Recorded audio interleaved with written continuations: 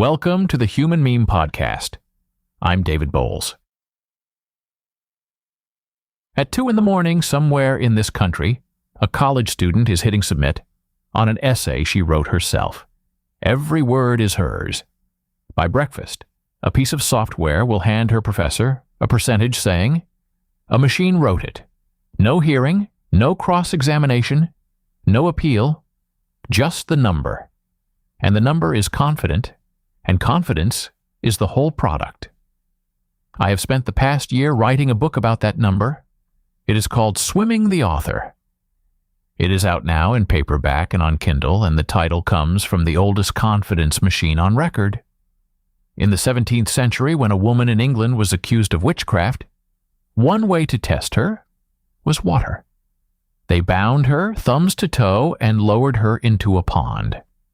King James himself supplied the theory. The water, being pure, shall refuse to receive the guilty in her bosom. So if she floated, the water had rejected her, and she hanged. If she sank, she was innocent, and she drowned, proving it. The pond could only convict. That is the machine. Everything since has been a redesign. The book follows one question across 3.5 centuries. Who is allowed to have written this? Because the test was never about witchcraft alone, and it has never been about plagiarism either. It is about the improbable author, the person the age has already decided could not have done the work. Phyllis Wheatley was 20 years old, enslaved in Boston, and the finest poet in the colonies. For her book to be published in 1773, 18 of Boston's most respectable gentlemen put their names to a certificate swearing she had written her own poems. And even then they hedged it, as we verily believe. 18 signatures to certify that one young woman could hold a pen. Her book went to press with that certificate, riding up front like a customs form, and you meet the publisher, the master, and the panel before you are permitted to meet the poet.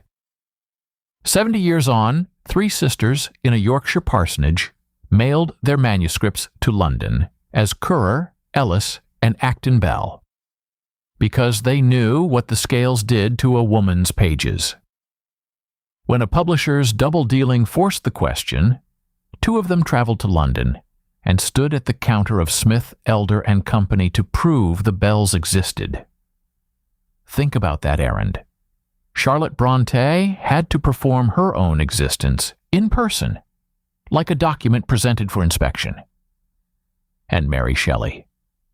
Frankenstein went out anonymous in 1818, and the literary world handed it to her husband, on the reasoning that a 20-year-old woman could not have built the creature. 13 years later, she published an introduction telling the story of the night the book was born. It reads like a deposition, and my book treats it as one.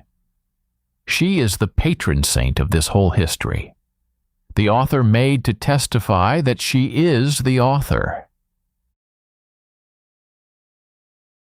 The instruments kept upgrading, and each one arrived wearing a lab coat. Handwriting experts sold certainty by the page, complete with charts.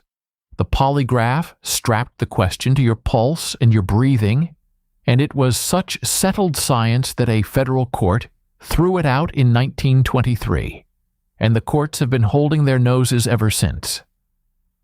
Spain got there earliest and went furthest. In 1449, Toledo began disqualifying people by ancestry, and purity of blood became a certificate you could demand, complete with professional genealogists and a paper trail. That instrument line runs through the Nazi Ahnenpass, a pocket booklet certifying descent, straight to a laminated card the United States government still issues today, fractioning a person's native ancestry like a stock split.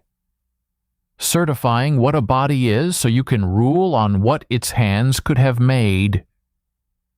Which brings us back to the student at 2 in the morning, because the newest instrument reads prose and scores it for humanity. The detector does with a percentage what the pond did with water. It cannot show its work. It is wrong at scale, wrong most often about the people writing in a second language or writing plainly or writing well, and it is believed anyway, because a decimal point photographs better than a doubt. And this season, the pond came for the professionals.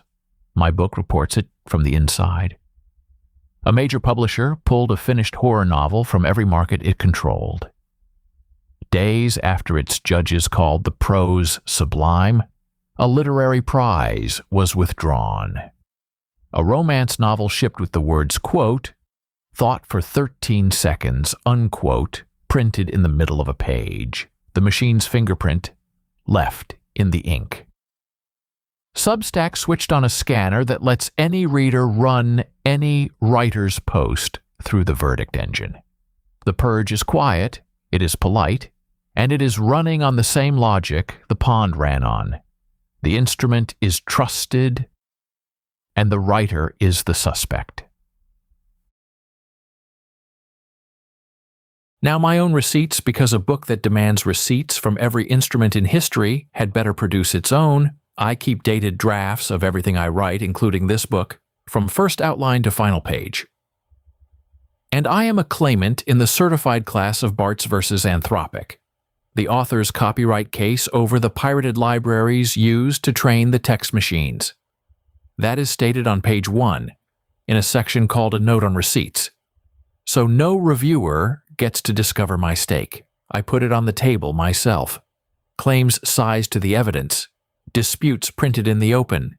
That is the standard the book holds every instrument to, and it binds the author first. 14 chapters. The pond, the certificate, the locked room, the disputed papers, the confidence machine, the certificates of blood, the campus, the purge, and at the end, the fairest hearing in the whole history, which happened in a novel, in a cottage in the woods, in front of a blind man, who could only listen to what was actually said. Full notes, a bibliography, a glossary, an index, and discussion questions for classrooms and book clubs, because this argument belongs in classrooms right now. Swimming the Author is available today in paperback and on Kindle at bowlesbooks.com and everywhere Amazon reaches. The audiobook is on the way. If you teach, if you write, if you have ever been asked to prove that your own words are yours, this book was built for you, and it was built to be checked. The last line of the book is 4 words long. I have been saving it since the first page, and I will read it to you now because it is the whole argument, and it is also just true. He keeps his drafts. And I do. For the Human Meme Podcast, I'm David Bowles, wishing you a washful evening and a breathful tomorrow. Thanks for listening. Be a human meme.